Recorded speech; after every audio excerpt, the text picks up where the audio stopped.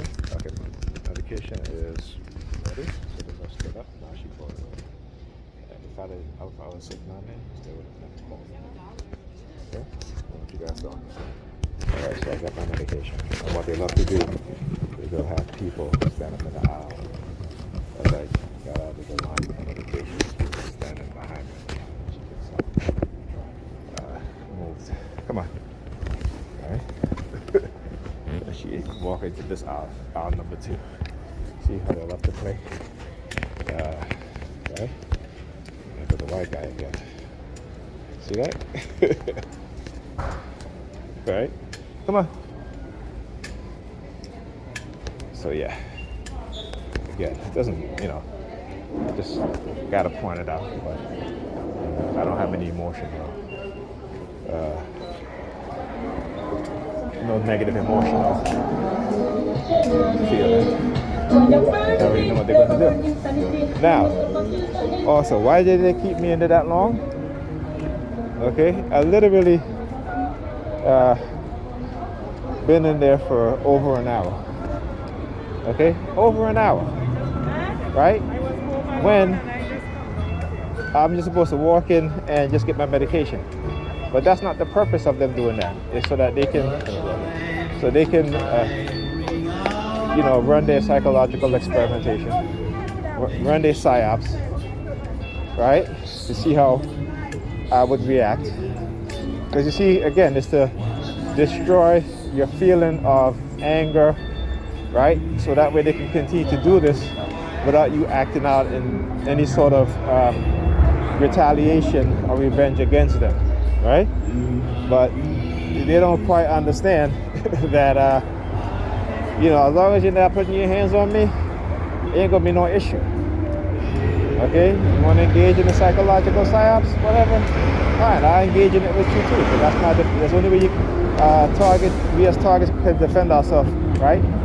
When they engage in these sort of psychological tactics. The minute they put their hands on me, though, it's a different story. Okay?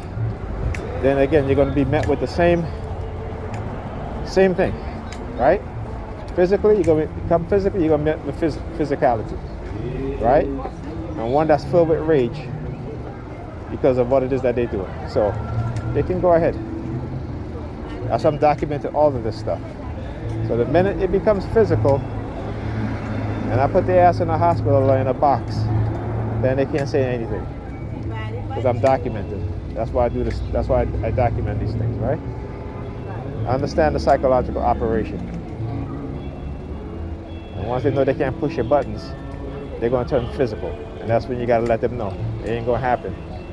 No way. There's going to be some consequences to that. All right? So they can go ahead. So learn how to fight them psychologically.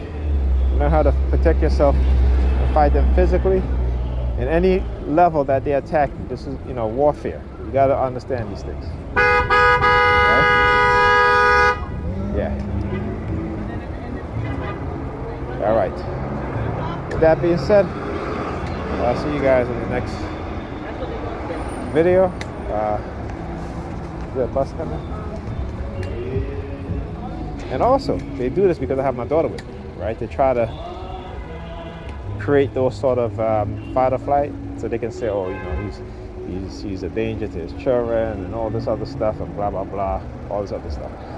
Again, I understand what it is that they do, how they try to take everything from you, right? This is what they do. They try to leave you broken, right?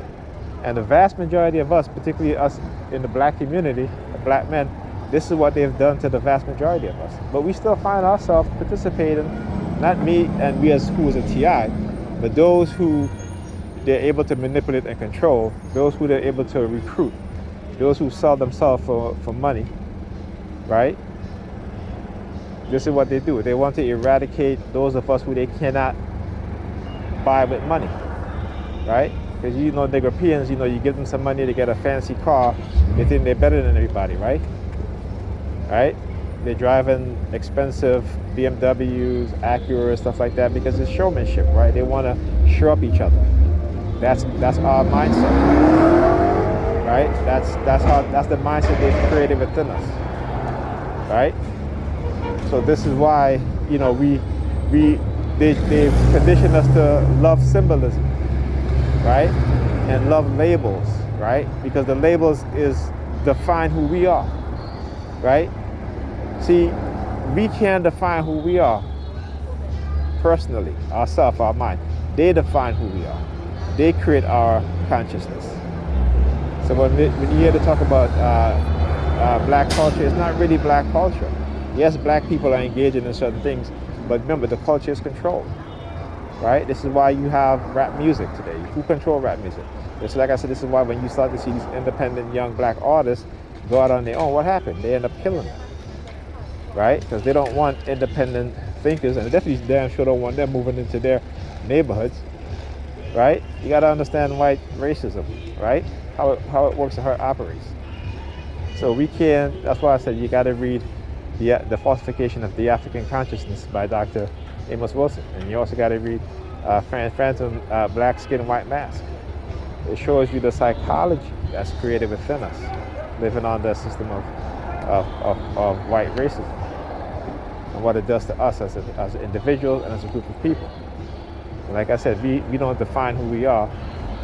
We define status. We define labels.